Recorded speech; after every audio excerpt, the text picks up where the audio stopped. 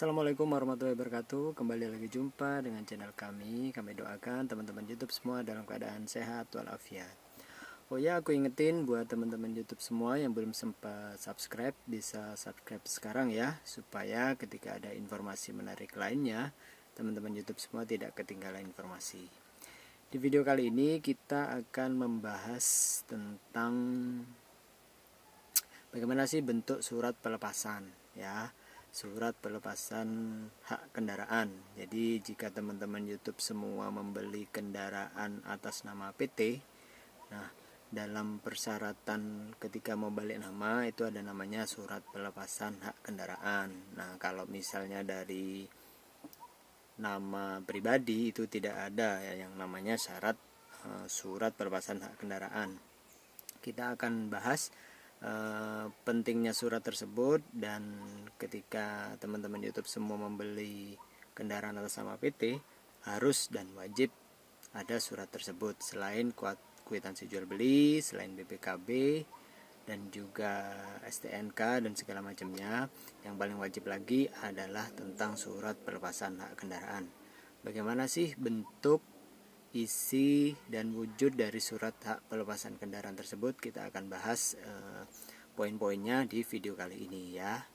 Kita sudah siapkan untuk contohnya, jadi nanti kita akan videoin poin-poin apa aja yang harus ada dalam surat pelepasan hak kendaraan. Jadi ini kita sudah siapin. Nah ini contoh aja ya, misalnya PT Aromedia, jadi kop suratnya, judulnya pelepasan hak kepemilikan kendaraan. Yang bertanda tangan di bawah ini nama, terus jabatannya misalnya direktur atau biasanya si operasionalnya ya. Terus alamat kantornya itu di mana.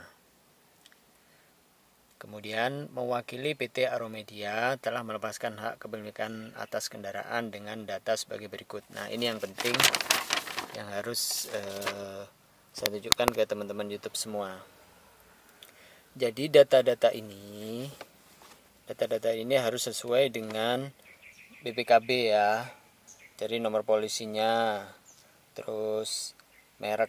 Jadi ini misalnya Toyota atau Daihatsu, terus tahun pembuatan, warna, nomor rangkanya harus sesuai, nomor mesin.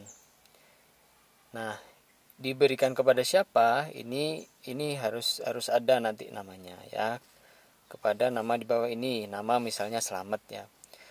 Alamat sesuai KTP si pemilik, si calon pembeli.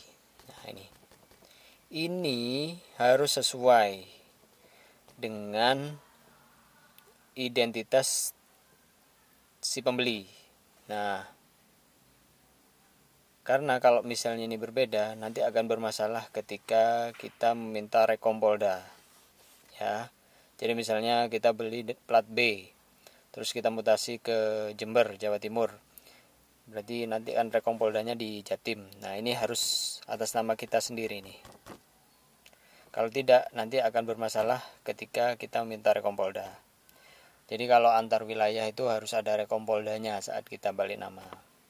Nah, ini pentingnya di sini. Demikian surat pelepasan hak pemilikan kendaraan, terus tanda tangan direktur atau operasional yang mengurusi kendaraan tersebut. Kemudian ada pertanyaan, bagaimana kita bisa menentukan terkait surat ini gitu kan? Kan kita nggak tahu, misalnya kita belinya ke dealer tersebut jualnya mobil atas nama PT gitu kan nggak tahu nih namanya siapa. Nah ini beberapa dealer sudah mengantisipasi dengan cara namanya ini dikosongin.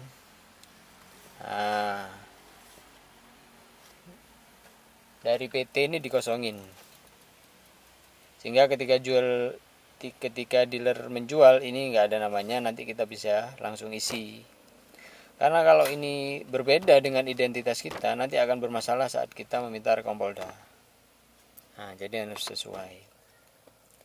Terus ada pertanyaan lagi, gimana kalau memang ini suratnya sudah ada nama penujunya?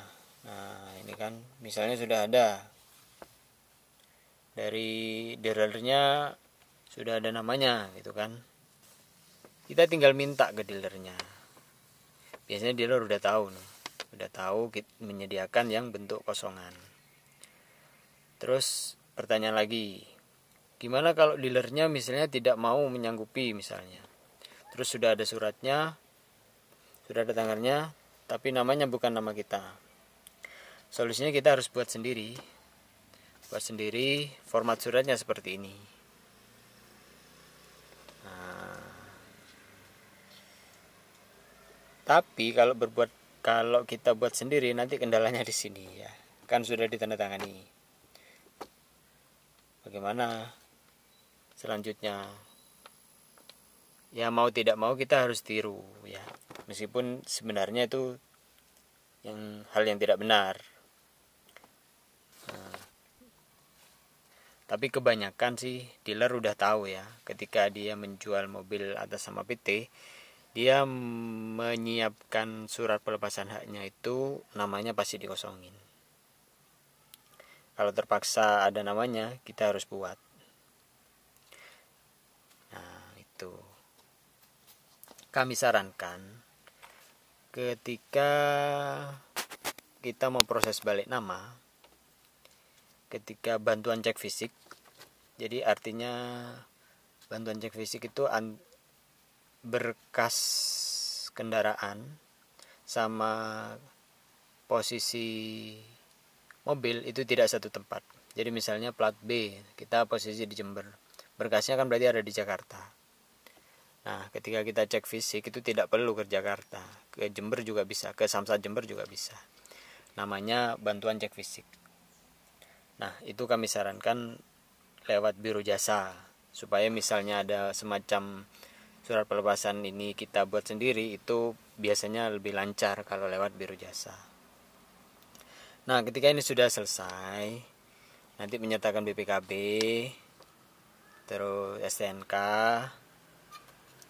kemudian identitas kita ya, KTP asli kita sama kopi, baru kita ke Samsat untuk bantuan cek fisik.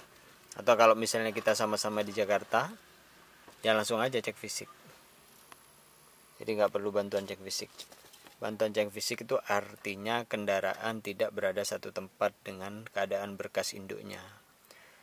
Daripada kita ke Jakarta, kita bisa cek fisik di posisi kita berada.